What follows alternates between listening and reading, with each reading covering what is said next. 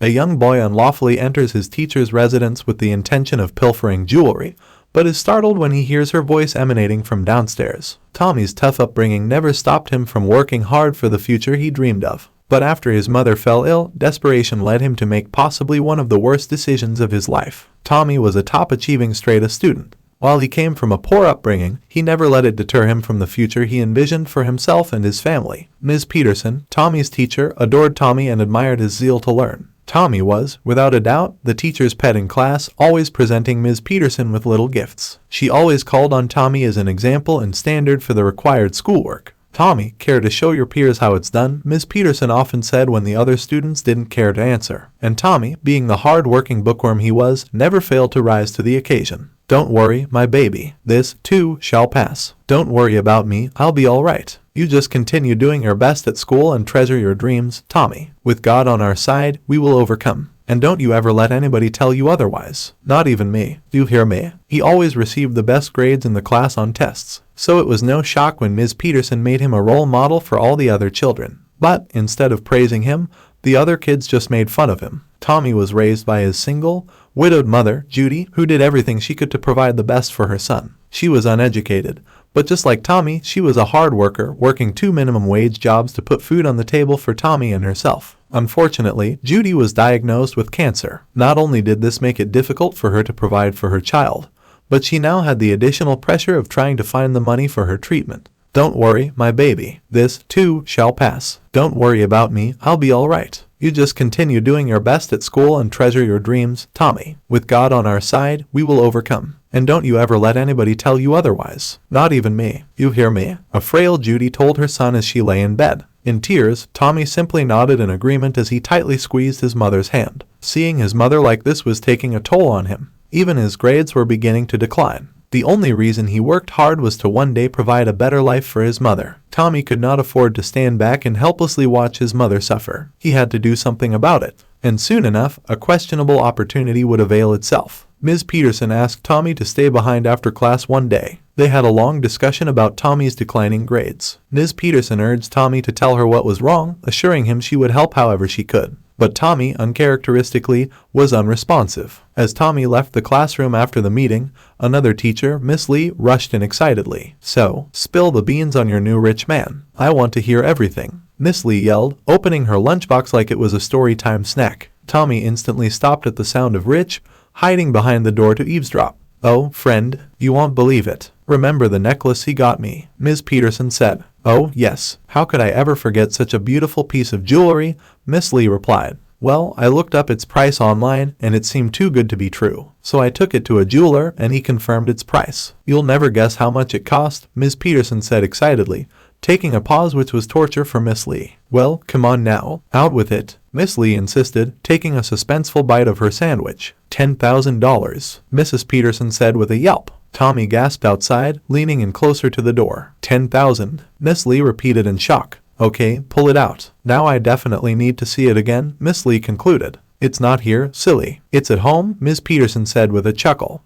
I get it, though. If I were you, I wouldn't be running around with 10 grand, either. So, when next are you seeing him?" Miss Lee asked. "Tomorrow. We're going out for dinner," Ms. Peterson said. Tommy couldn't believe what he was hearing. $10,000 could change his and his mother's situation for the better. He cared for Ms. Peterson, but this was a once-in-a-lifetime situation. It was now or never. He had to decide swiftly. The next day, Tommy headed to a park nearby Ms. Peterson's house. He waited until Ms. Peterson had left for her date, then, when the coast was clear, climbed a tree near her bedroom window. Tommy paused as he looked at the window in front of him. He was only a few inches from getting the money. His mind began to wonder, reconsidering his decision. Is this really the only way out? After everything Ms. Peterson has done for you, is this how you are going to repay her? Tommy thought. With God on our side, we will overcome. His mother's words lingered in his head. He stepped down from one of the branches, considering forgetting about it all and going home. But then he thought, if God wanted us to overcome, why would he allow all this to happen? He could easily heal her. My mother's a good woman. Why let us suffer? No, God isn't going to swoop in and help her, Tommy. This is the only chance you've got.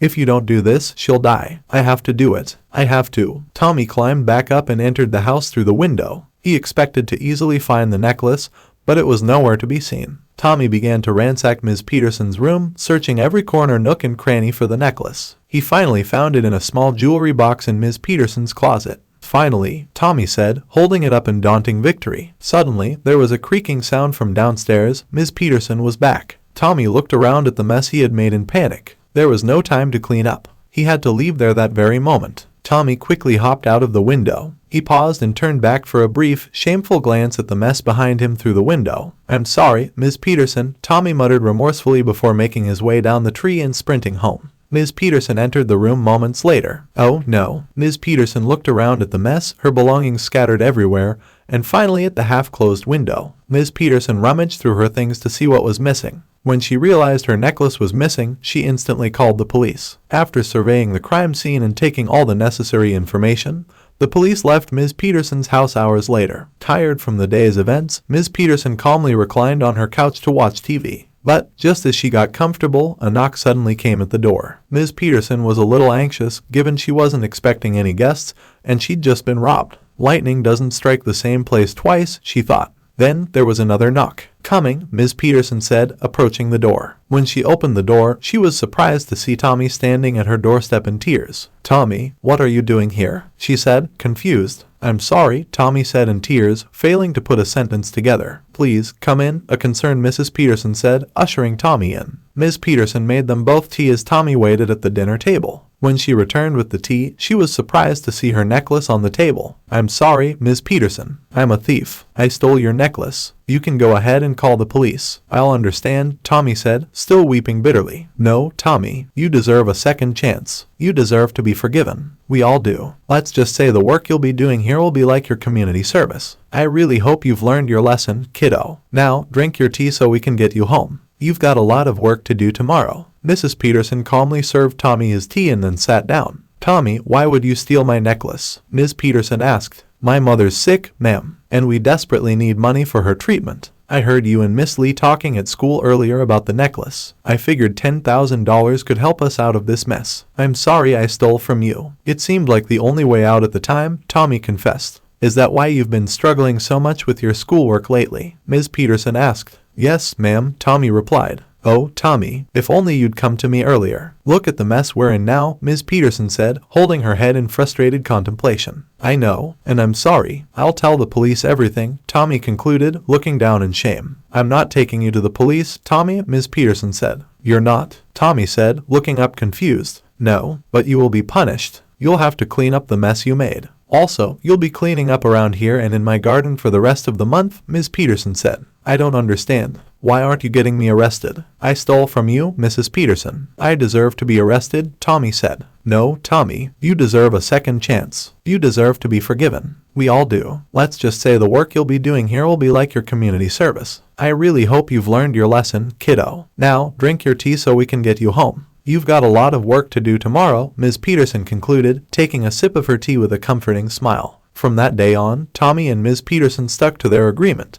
Tommy would come over to her house every day and do household chores. Ms. Peterson even helped him get his grades back up. While things were still difficult for Tommy at home, his community service kept him preoccupied. One day, as Tommy cleaned the yard, Ms. Peterson approached him with a duffel bag and handed it to him. "What's this?" Tommy asked. "Open it and see," she responded with an assuring nod and warm smile. Tommy opened it to find wads of money inside, far more than $10,000. It was enough to pay for Tommy's mother's operation and get him through college. "But, how?" Tommy said in disbelief. "I got that and a little more from my husband after we divorced. It's the least I could get from the jerk after cheating on me," Ms. Peterson said, chuckling to herself. "I wasn't sure what to do with it for the longest time. Now I do. Use it to help you and your mother," she added. At that moment, Tommy's mother's words rang again. "With God on our side, we will overcome." Unable to hold back the tears of joy, something he hadn't experienced in a while, he wept. Thank you so much," Tommy cried, lunging onto Ms. Peterson with a warm hug. "You're welcome, Tommy. You deserve to be happy." "We all do," Mrs. Peterson said, also beginning to weep as her own secret hopes began to surface. Later that day, as Tommy finished his last bit of cleaning in the house, he came across a picture he had seen many times but never dared to ask about. It was a picture of a younger Mrs. Peterson with a little girl. Ms. Peterson never spoke much about her family, and Tommy tried his best to respect that. But after hearing about her divorce and seeing her cry earlier, he couldn't hold back his curiosity any longer. "Ma'am, who's this in the picture with you?" Tommy asked, holding up the picture. "Oh, that's my daughter, Anne. She was a little younger than you are in that picture, Ms. Peterson said with a reminiscent glare. She's pretty. Where is she now? Tommy asked. Mrs. Peterson cleared her throat, holding back her tears. She sighed deeply, then replied, I don't know, my boy. We don't speak. You don't speak to your daughter? Tommy asked, confused. Yep. We had a fallout when she was 17. She fell pregnant. My stubborn self couldn't accept it. So, she ran away from home and I haven't seen her since. Remember what I told you about second chances? Ms. Peterson asked, staring off in a daze. Yeah, we all deserve one, Tommy said. Yeah, well, I would give the world to get a second chance with my baby girl, Ms. Peterson said with a heavy heart. A single tear ran down her cheek. Don't worry, Ms. Peterson. We'll overcome, Tommy said, placing the picture back. I hope so, my boy. I hope so, she said softly. With the money Ms. Peterson had given Tommy, his mother was able to get treatment for her cancer, and within a year it went into remission. Tommy continued to excel in school. With Ms. Peterson's assistance, he got into one of the best colleges. Ms. Peterson and Tommy kept in contact throughout college. She would even visit him once he had finished college and got his own place. They truly became friends. With his new job, Tommy promised he would pay every last cent back that Mrs. Peterson had given him. He worked hard and was finally earning enough to pay Ms. Peterson back. However, when he returned to his hometown one day, hoping to finally repay his dear friend and former teacher, he received the heartbreaking news of Ms. Peterson's passing. She was elderly and had passed away peacefully a few days before Tommy's arrival. Nonetheless, the news still shattered Tommy. Tommy made it his goal to find Ms. Peterson's daughter. He had a debt to pay his friend and would not rest until he paid it. Ms. Peterson's daughter didn't pitch at the funeral as Tommy had hoped, so it took a while to find her. After a little investigating, he tracked her down and found out she was waitressing at a small, shabby dinner that was ironically based in the city he now lived. When he got back home from his hometown, he went straight to the diner, carefully watching her as she served her customers. Tommy was taken aback by how much she looked like her mother. The diner wasn't much to look at, and she couldn't have been making much there from the look of things. She finally approached Tommy. Hi, sir. What can I get ya? She asked casually. Hi, Ann, Tommy said. Do I know you? Ann asked, confused. No, you don't. I'm a friend of your mother, Tommy said. My mother, Ann said, more confused. Yeah, I didn't see you at the funeral, so I tracked you down, Tommy said. I'm just a messenger. You should thank her yourself. Would you like to pay her a visit, Em? Tommy asked. Ann simply nodded. Look, I don't know who you are or what you think you know about my mother and me. If you're here to lecture me about my mother, Ann started, tearing up. No, not at all. I know things were a bit complicated between you two, but she loved and missed you dearly. She would have wanted you to have this, Tommy said, handing Ann a bag. Ann peeked into the bag and peeked inside.